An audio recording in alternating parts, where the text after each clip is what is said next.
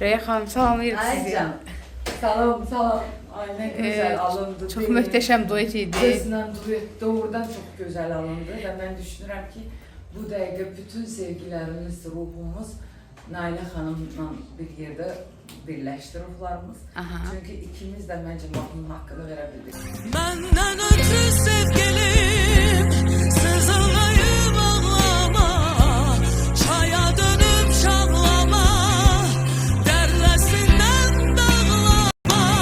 Benden ötürü ağlama, koy ağlasın yanışlar, yaddan çıkmaz bakışlar, ömrüme nur bağışlar.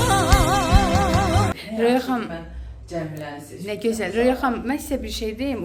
Az öncə baxırdıq efirə və orada bir şey vurğuladın ki, Cəmilə, məni ya yaxşı ki yanıltmadın və bu seçim turlarında bir dəfə də səndən bir nüans tutmadıq. Bəli. Çünki iştirakçıların içində ən çox öz üzərində işləyən, özünə pul xərcləyən, bilirsiniz, bu dünyada hamı qazanır, amma heç kim onu xərcləyə bilmir.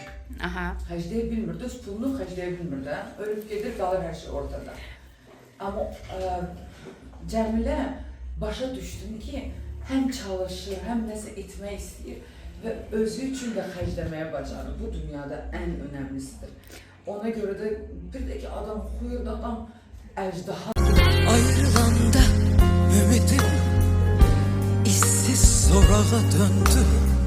Gözlerimden gözyaşım yüreğime süzüldü.